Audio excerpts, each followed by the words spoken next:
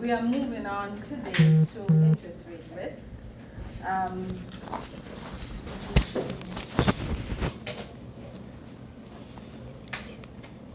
sorry, I'm distracted today. Very distracted.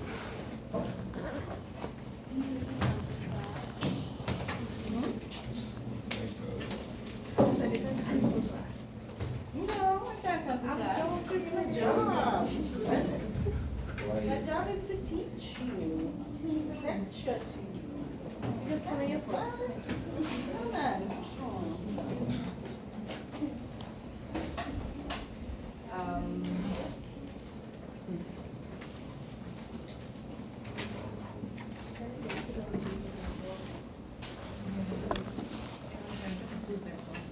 Right, so those who were not in tutorial 3076, I would have indicated that,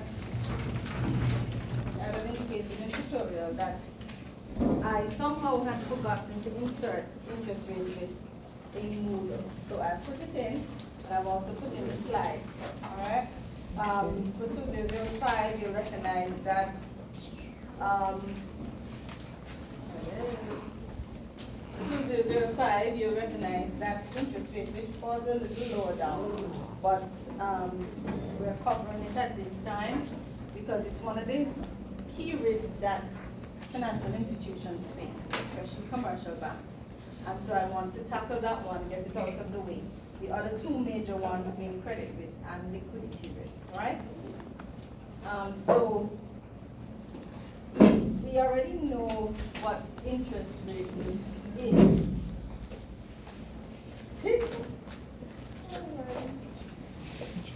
Yes.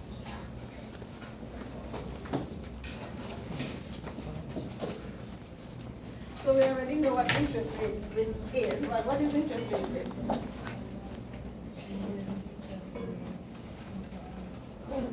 What's interest rate risk? Oh.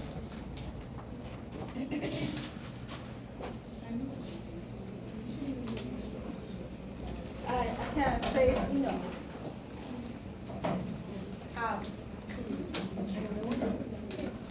All right? We discussed interest rate risk before, so you should know what it is. All right? Even if you take it out of your book, go ahead. No, it's not familiar. It's when the maturities are mismatched. The maturities are mismatched, okay? Maturities of what? Assets and liabilities. Assets and liabilities that are interest bearing. Interest bearing. Okay, I Not get it. just assets and liabilities, but interest bearing assets and liabilities, right? And why is it that poses so much of a risk to financial institutions?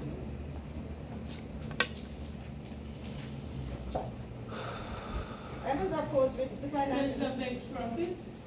Huh? Because it affects It profit. affects profits, yes, yes. All right? And it affects profits because the business of banking is doing what? Taking deposits and giving loans. All right?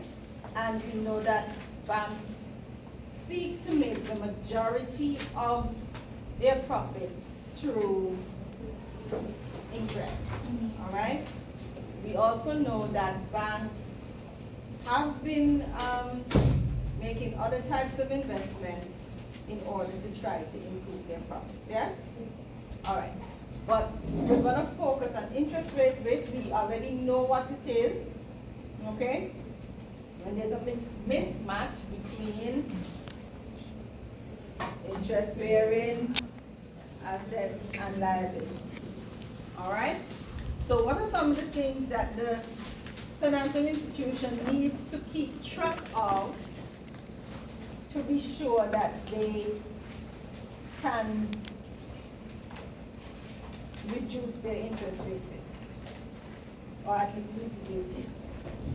What is it they have to keep track of? Investments. Investments. The maturities of the. Huh? Is the market volatile? volatility in the markets comes in, yes, but what the main thing that they have to monitor? The maturities of their The loans. maturities of the loans, yes. And so, what else they have to monitor? What does they have to monitor? Interest rates? Interest, yeah, I was just gonna say that. All right. And so, they need to see how much interest they're paying versus how much interest they are receiving. All right? The difference between how much interest you receive and how much interest you pay in a bank is called what? Net interest margin. Net interest margin, yes. Okay. All right, good. So,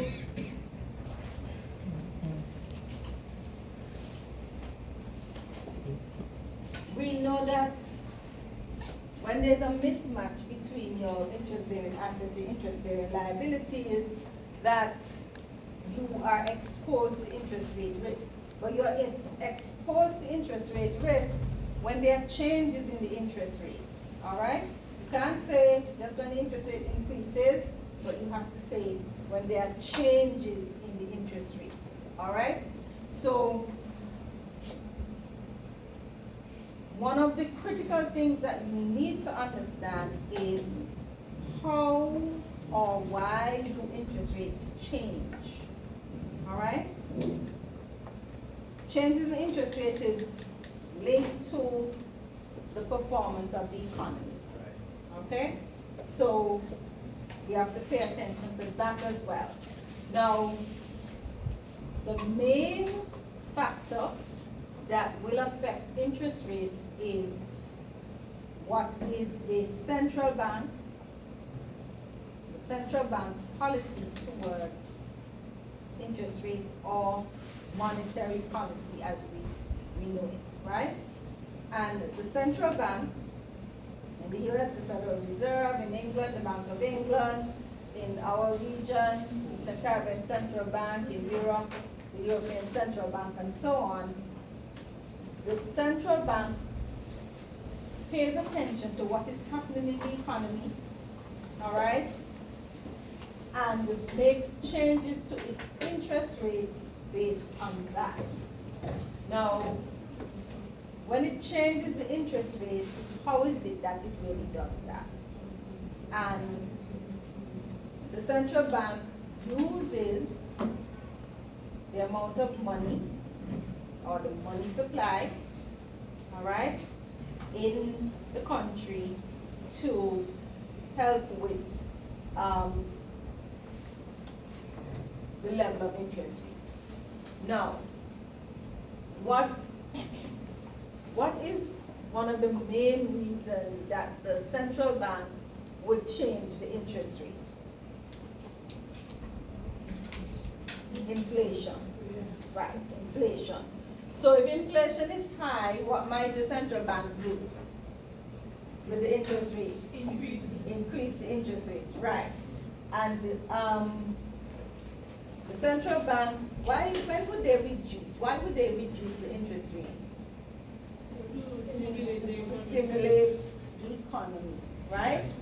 To stimulate the economy, and they would lower the interest rate. And when they lower the interest rate, what would happen? How would the money supply be increased?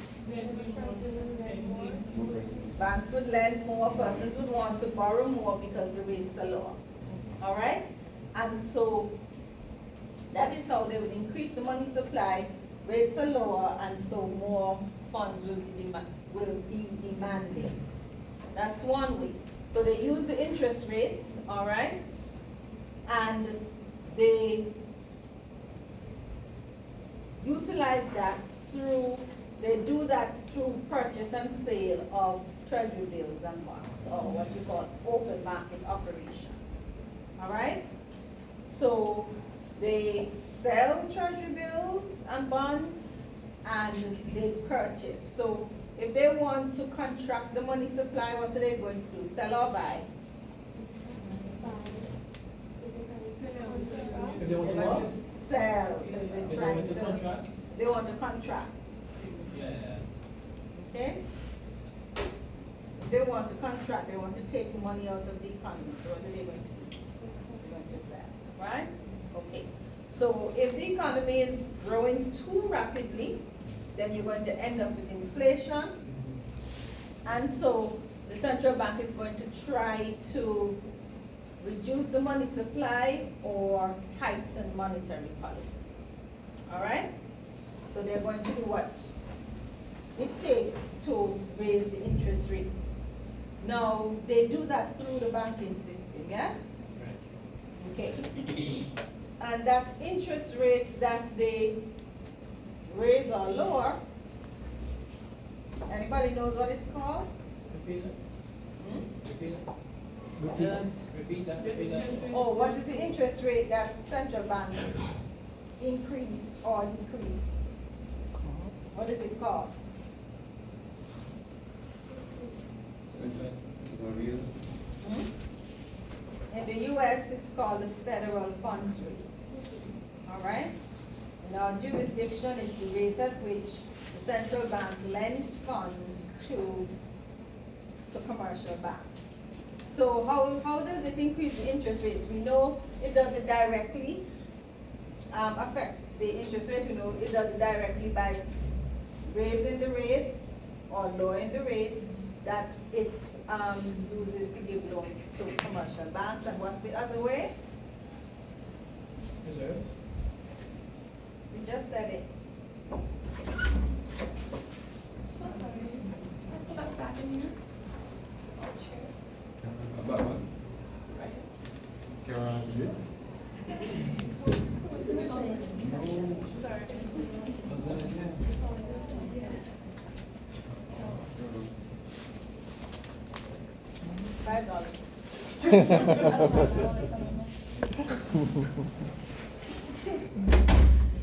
All right, so what's the other way? We just said it, that the central bank uses to open market operations, which is Buying and selling bonds. buying and selling treasury bills and bonds. Okay, very good. Okay? So that is how the interest rates change. Open market operations, demand and supply, all right? So the central bank would move to affect demand and supply, and so the interest rate would change that way or directly through raising the interest rate or lowering the interest rate, all right? Now, because, can you see the back? The lights. I mean, I have it in front of me, but that looks a little faded.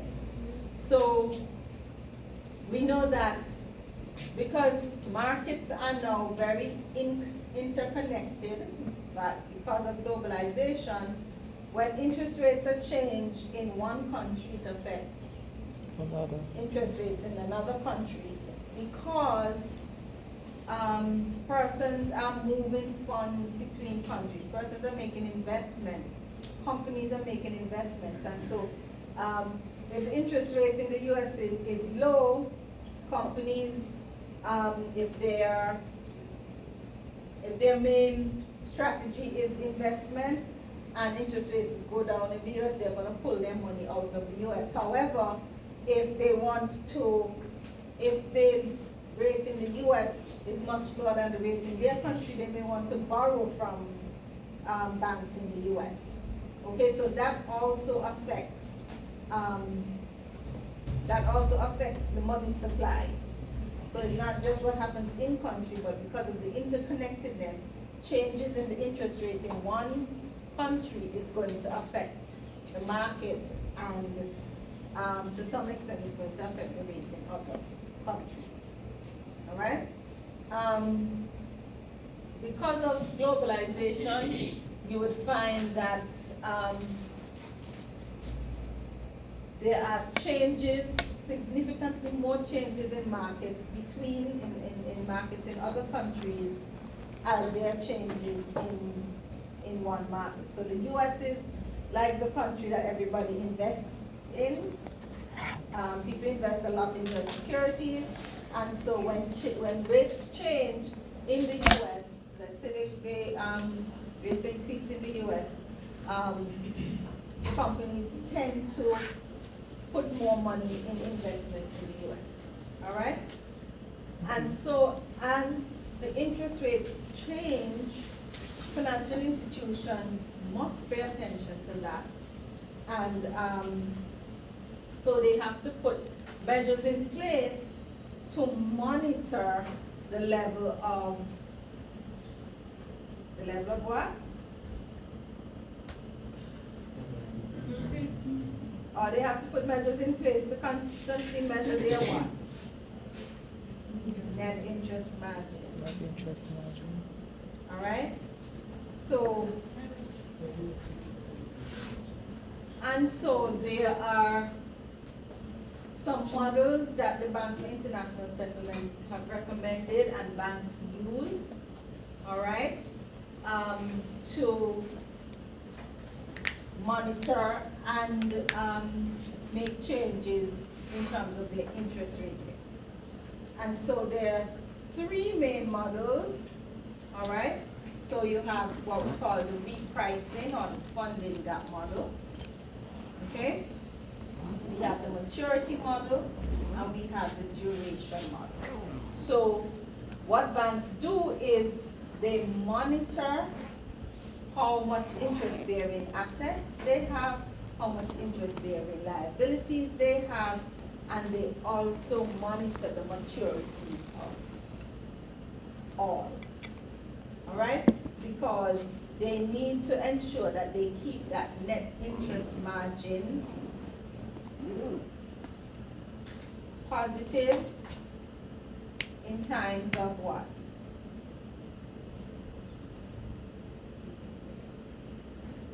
They want to keep net interest margin positive because you want to have more interest-bearing assets than interest-bearing liabilities, right? So that when interest rates change, the effect on the net interest margin is positive. Now, obviously, the bank has to have in place electronic systems to do this. All right? It's not just a paper-based kind of system, and it has to be monitoring that on a daily basis. Okay?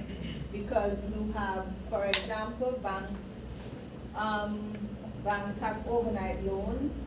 They lend money overnight, they borrow money overnight between themselves, and also with the central bank. All right? They tend to borrow among themselves before they go to the central bank. All right. So we talk about the repricing model. Okay? The repricing model. With the repricing model, you're going to look at the difference between the assets whose interest rates will change over a particular period of time and the liabilities whose interest rates will change over a particular period of time. So with the repricing model, all right, we use book value accounting, and it's the gap between interest income and interest expense is monitored for specific periods of time, right? So you have, like I said, you have overnight loans. So you have maturities that are 1 day, more than 1 day to 3 months, more than 3 months to 6 months, more than 6 months to 12 months, more than 1 year to 5 years, and more than 5 years. So they have these, what we call maturity buckets that they focus on. All right? So you have your 1 day, more than 1 day, and up to 3 months, and they do it that way. Depending on the financial institution, they may have a slightly different maturity gap or repricing period. Okay? So those what we looked at there were the maturity periods that they use for repricing. All right? Repricing means they're going to reprice your assets over a certain period okay? With your liabilities, you kind of can't reprice your liabilities because what? That's what you owe, somebody else is charging you. However, you may, the financial institution may look around to see if they can find another institution that would restructure their loan, all right, if it's a more long-term loan. Okay, so the repricing gap, all right, how is that found? You're going to calculate your rate-sensitive assets versus your rate-sensitive liabilities for a particular period of time. Your total rate-sensitive assets versus your total rate-sensitive liabilities. And so, a negative repricing gap is where your repriced assets, all right, or your rate-sensitive assets are less than your rate-sensitive liabilities. A negative repricing gap is going to expose the bank to refinancing risk. Remember what that is? Refinancing risk? Okay, that's where, yeah, it's on the board. I didn't even see it. Okay, good. All right, so we spoke about refinancing risk, no other kind of interest rates risk, refinancing, reinvestment. Yes, any other one?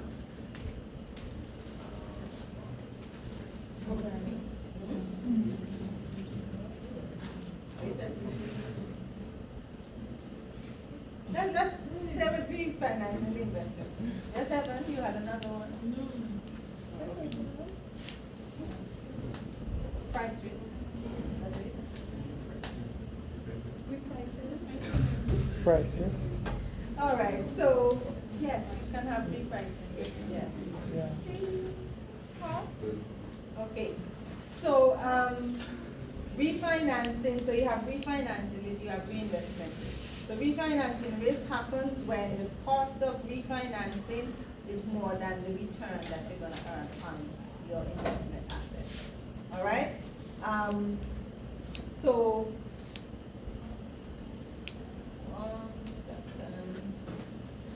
I don't want to end the slideshow, I just want to read.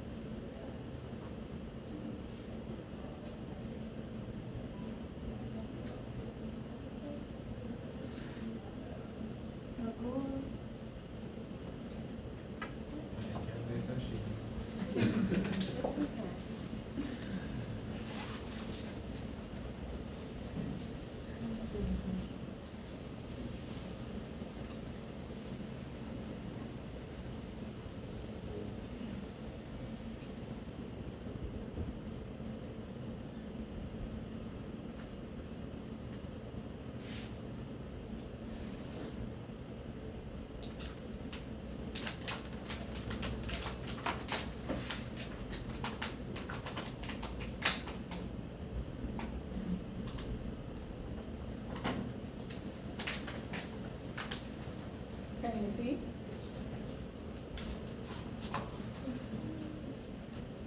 Yeah, you see in the back or it's too light? Okay.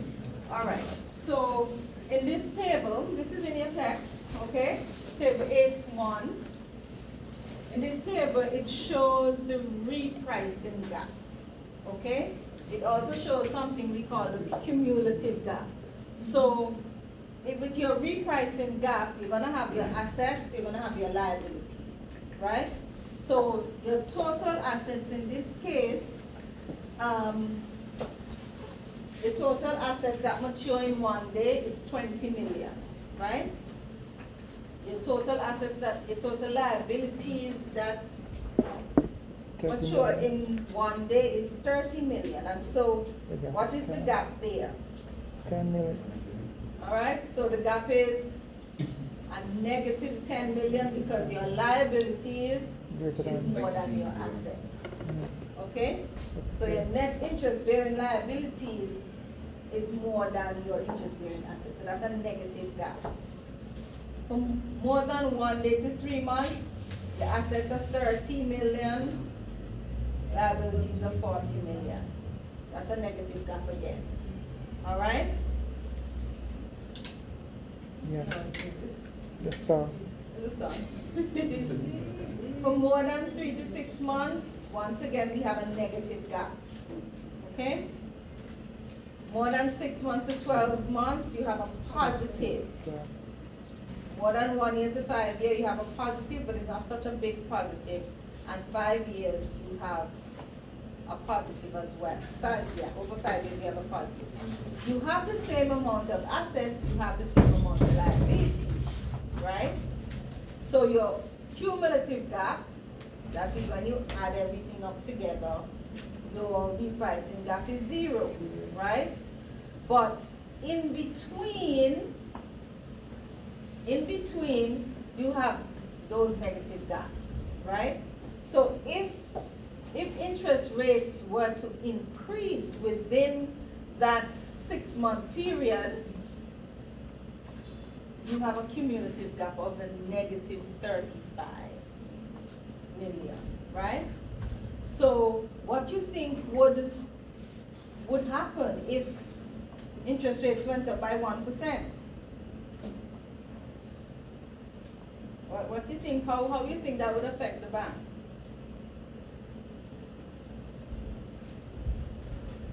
Is it Interest rates negatively? went up by 1%, Negatively? then it's gonna negatively affect the bank because your gap is negative. All right? Okay. Get And it. so you have more interest bearing liabilities than assets. Okay? Now, one of the important points to note is that the advantage of this model is really it gives you information. It's very simple. All right? And you could calculate your net interest income exposure very easily. Okay? And you can do it for the different maturity buckets. Remember the 1 day, over 1 day to 3 months, over 3 months to 6 months, and so on. Right? So if it's a negative difference between assets and liabilities, okay, then you are, with that negative gap, the bank is exposed to refinancing risk, right? Because when they go back when they go to cover, all right, if they need liquidity, okay, this is where liquidity and interest rate risk are connected. If they need liquidity and they have to borrow, right, what's going to happen? They're borrowing at a higher rate, right? So they are exposed to refinancing risk. Okay? So the cost to refinance is going to be more than the return on your asset. So once your interest income exposure, once it's negative, all right, then you are exposed to refinancing risk. Okay? Any questions? So if interest rates change, just the interest rate on your assets and liabilities, if the change in both are the same, all right, then what's going to happen is that once you have a negative gap, you're going to be paying more in interest rates expense. Okay? So so that's with the negative gap. With the positive gap, where your interest bearing assets are, or interest sensitive assets, rate sensitive assets are more than your rate sensitive liabilities for the particular period, all right, then the institution is exposed to reinvestment risk. Okay? So we go back to refinancing risk versus reinvestment risk. So if your rate sensitive assets are less than your rate sensitive liabilities, all right, then you are exposed to refinancing risk. All right? When you have that negative gap. When you have a positive gap, all right, then you're exposed to reinvestment risk, because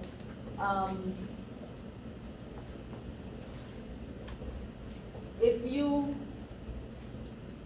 now have in your short-term bucket more assets relative to liabilities, then there's going to be that uncertainty about reinvestment. All right?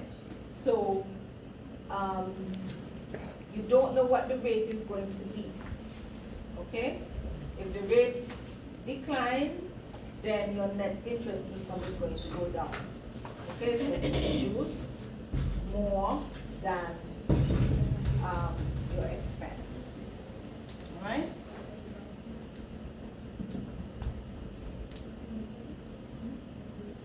So net interest income is a change in net. The net interest income is the difference in your interest income versus your interest liability in a specific maturity period or bucket. All right, so your net interest income for a period, this is where this I right here is whatever the period is 1 day, 1 month. The change in your net interest income, all right? The gap, so the gap is the difference between, and the gap is in dollar terms, all right? The gap is the difference between the book value of your rate sensitive assets and the book value of your rate sensitive liabilities within a particular period. Okay? So the change in the rate is going to give a change in your gap. All right? So you're changing. So your change in net interest income is the gap, which is the difference in the book value between the assets and liabilities times the change in the rate. Okay, which is the same thing as saying rate sensitive assets minus rate sensitive liabilities times the change in your rate is going to give you a change in your net interest income. Okay, this room doesn't have a sideboard, so. I guess you can write on the board. Hmm? I guess you can still write on the board. Yeah, I know. Yeah, I know. Yeah, it's not as effective as I would like. All right? Any questions? Yeah, I'm gonna switch back to my slides.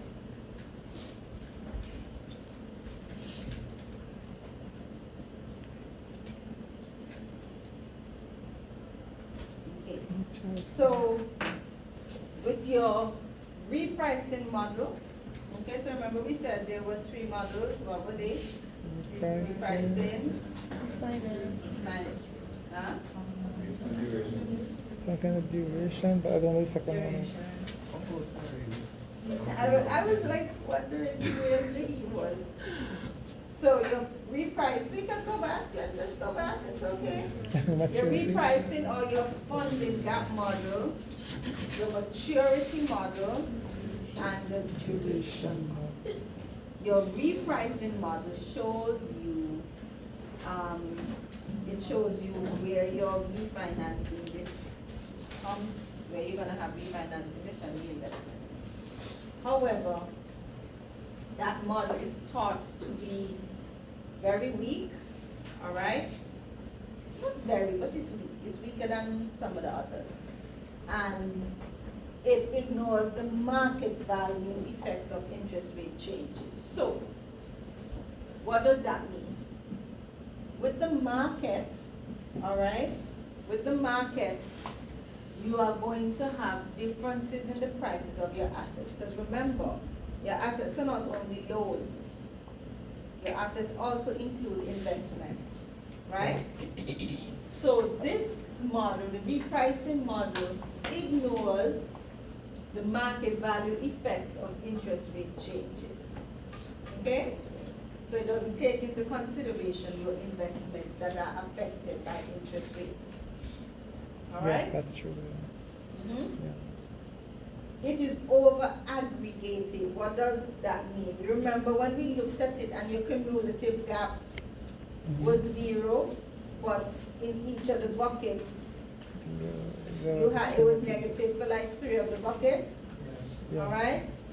It's over aggregated, so it doesn't, if you're looking at it over a long period of time, you're not really seeing Mhm. the effect of the Yeah. negative gap along the way, Buckets, okay. right?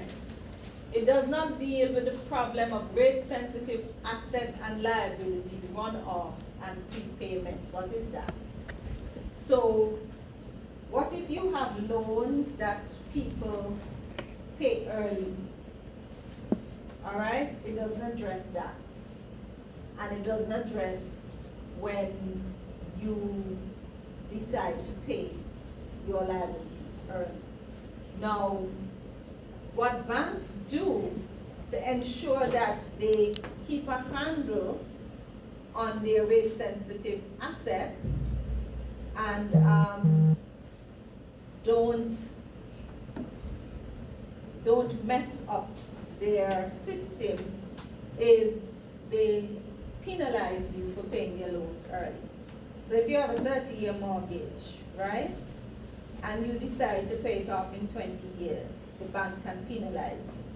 But they would put it, that would be in your loan agreement. You would know ahead of time what's the penalty for paying off early. So banks, because banks use their information on their loans, and so the bank knows that you're going to pay $3,000 for your mortgage every month. Let's say everybody in here has a mortgage with a bank, which is very possible. Same bank, right? Each of us pays $3,000 a month, right?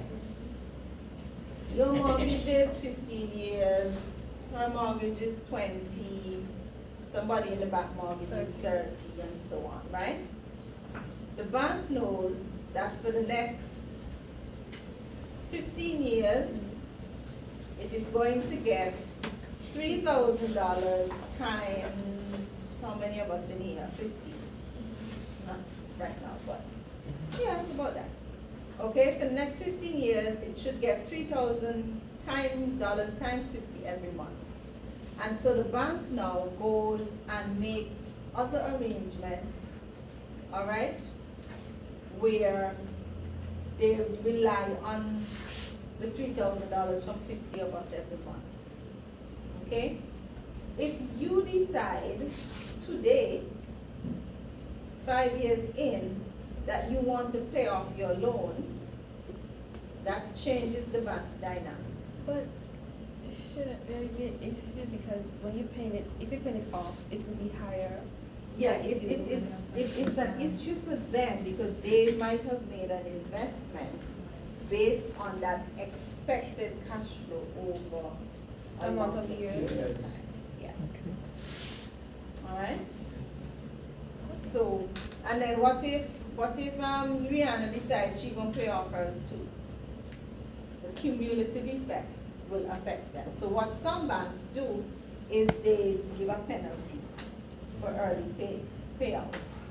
Most banks Charging now higher. do, now give a penalty for early payout. But if you want to pay out your loan for particular reasons, you might decide it's worth it to give them the payment, the penalty is worth it to pay the penalty.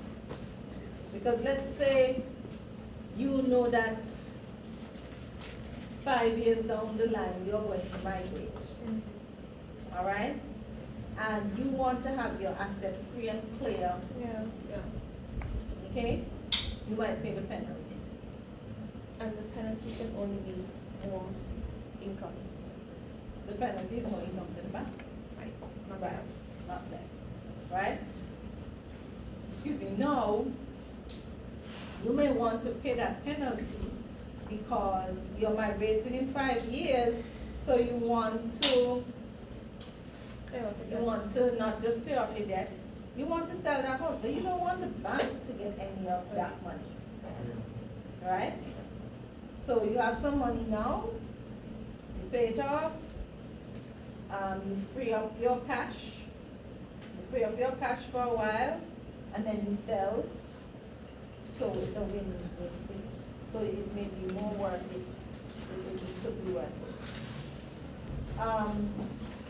The other weakness, it ignores cash flows from off-balance sheet activities. So, huh?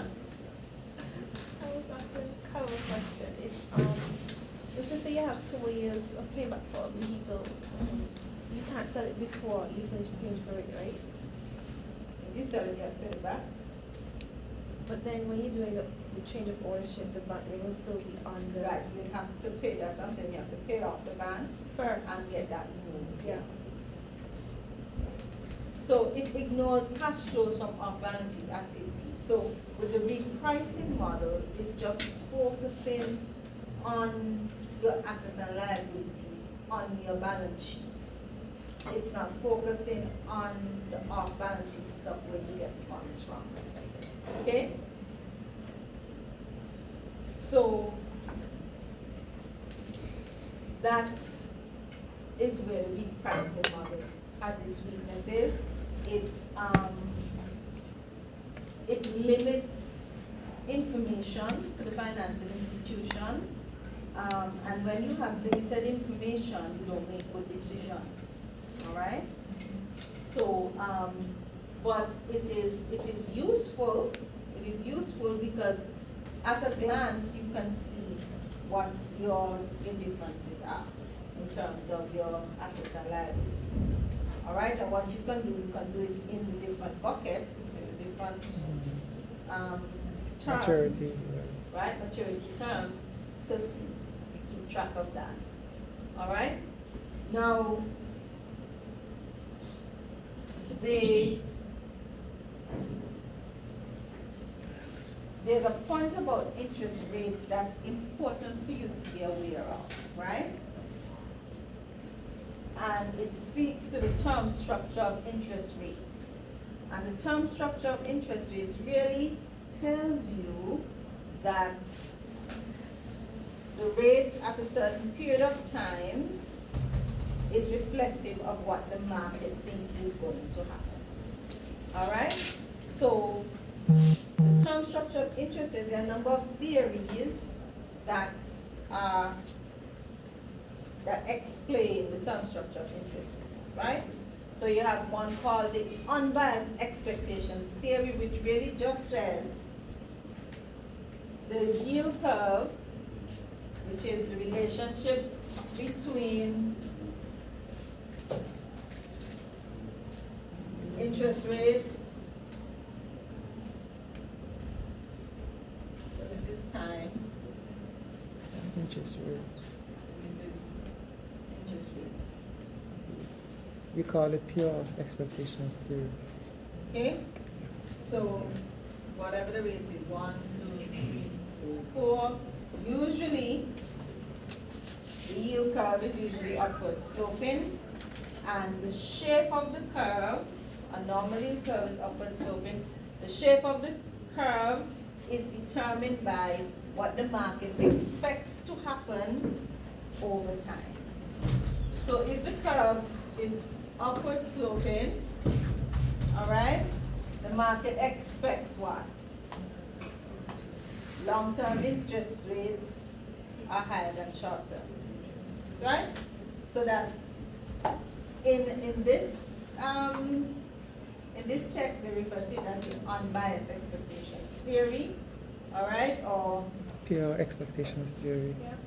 Darwin's spoke of the pure expectations theory. Right. Then you have liquidity premium theory, which simply says you and I are going to require a premium, extra interest for holding securities that are of a longer maturity, right?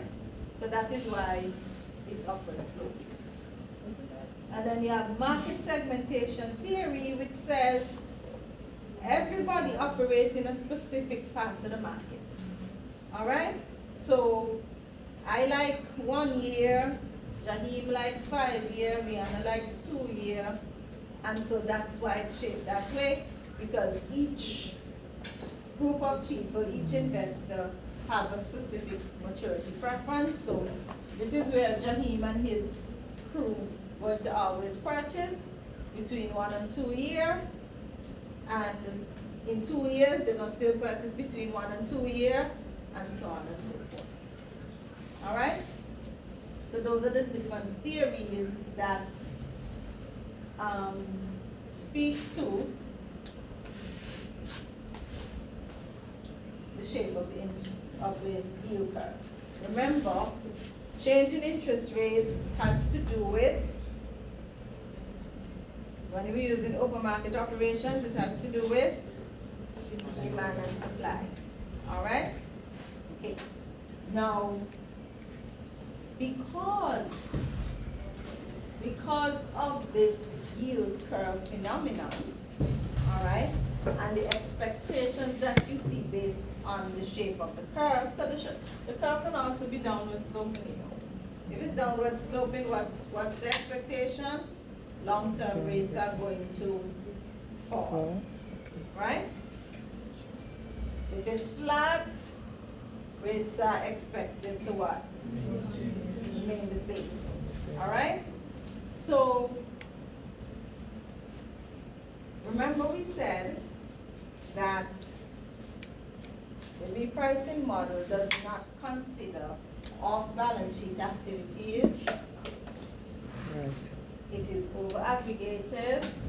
It ignores market value effects of interest rate changes, right? Now,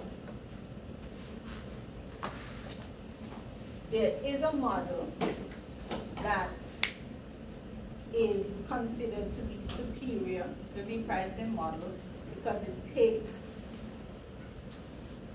the changes in the market into consideration, right?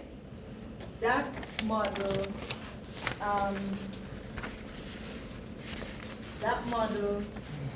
we know as the duration model, right? And the duration model now takes into consideration the changes in interest rate and how investors perform. Because when you think about it, just the volume, sheer volume of investments, so the sheer volume of demand and supply will shift interest rates, okay? And will shift the curve, whether up, down, whether it's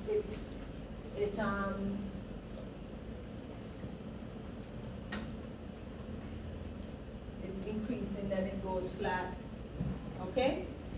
Now, so let's get back to the duration. Why is that?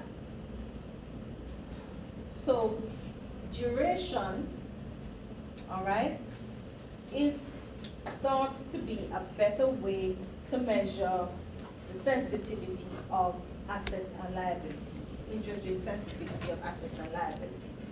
Why is that? Because remember we said open market operations is the purchase and sale of treasury bills and bonds. Mhm. Right.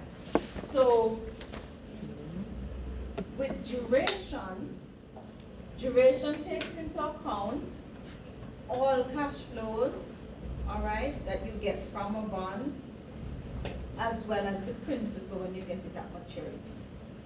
Because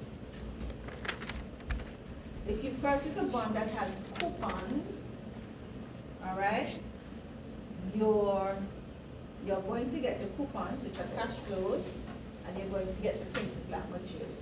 Yes, Jeremy, you're like, oh Lord, why is portfolio management coming back to haunt me? Is it portfolio management? Yes. Yes, it's coming back to haunt me.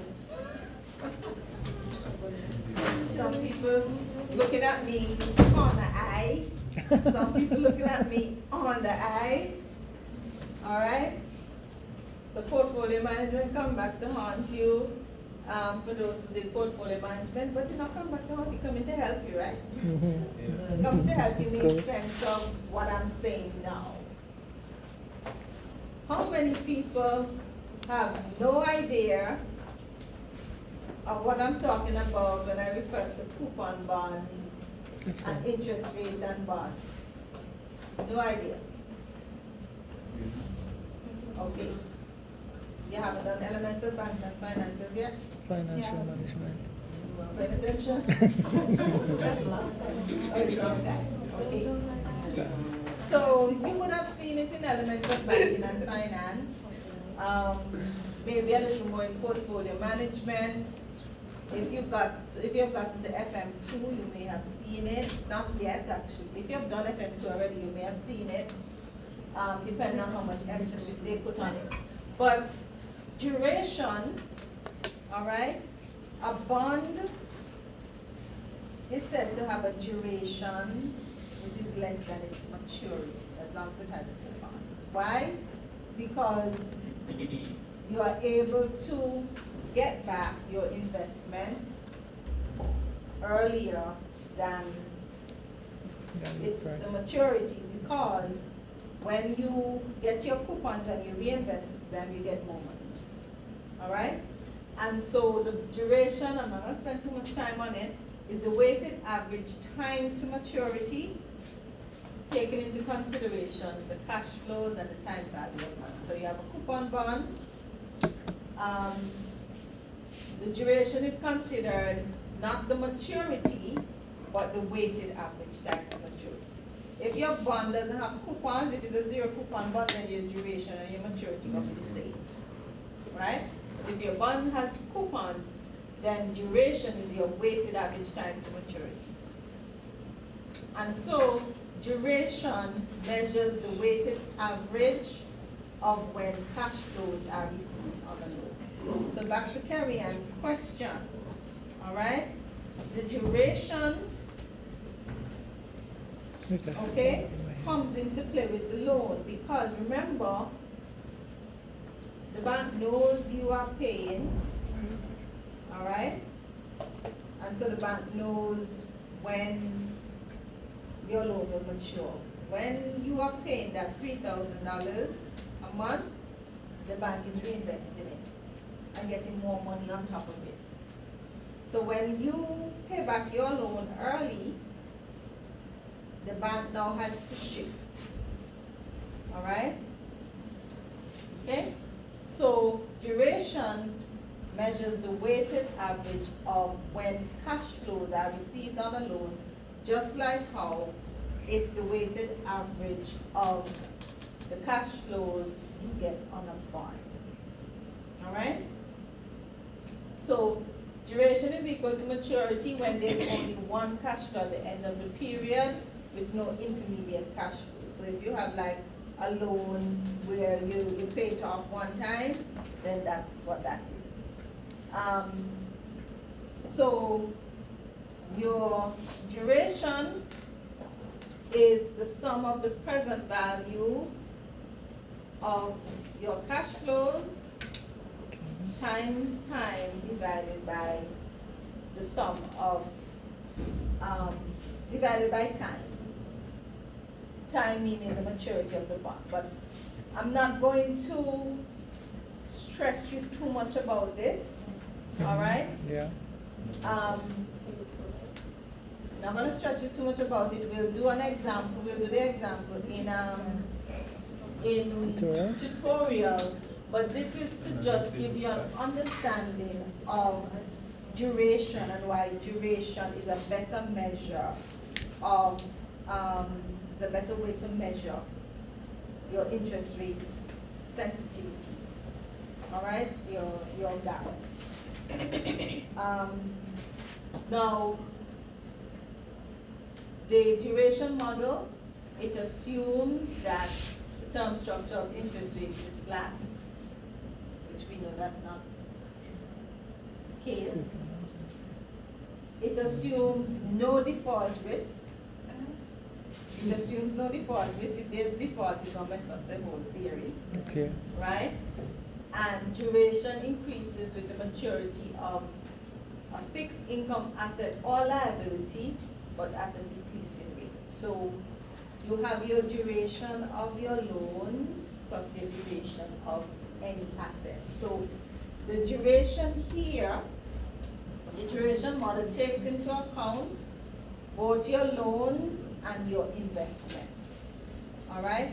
Whereas the repricing model only took into consideration your loans. Okay? So that's why duration model is thought to be a more accurate measure. Okay? Your duration gap is a more accurate measure of your net interest income or your interest gap than the repricing gap. Because duration takes into consideration everything. All right?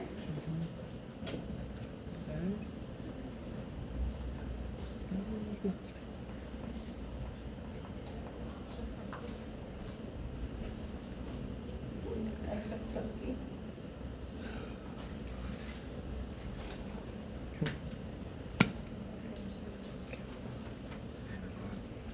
Okay. My computer is frozen. Wow. Yeah, that's a good time to take Okay, a break. great. 10 minutes. It's a good time. It's a good time to take a break. Yes, you're right. The computer, it's time for a break. I agree. Let the computer rest for a moment.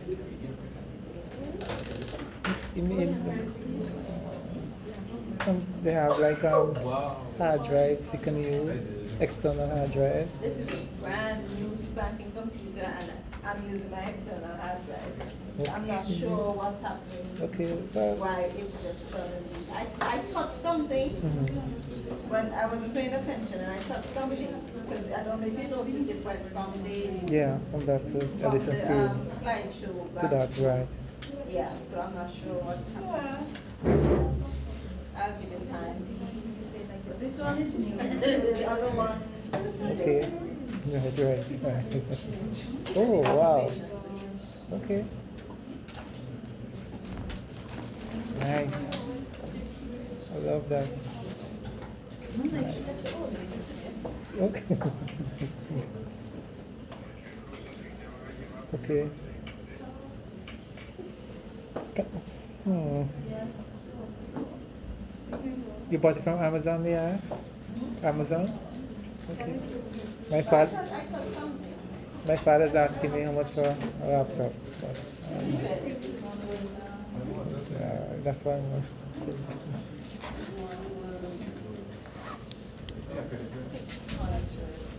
wow. Okay. Shipping to a US address. Okay. Of course, I have to pay. Times, yeah, 1.5. If they got lost, What's all that? Because you're really only paying the RRC and the agency, you know, so I pay. So to the courier, I pay $275. And the couriers that are cheap.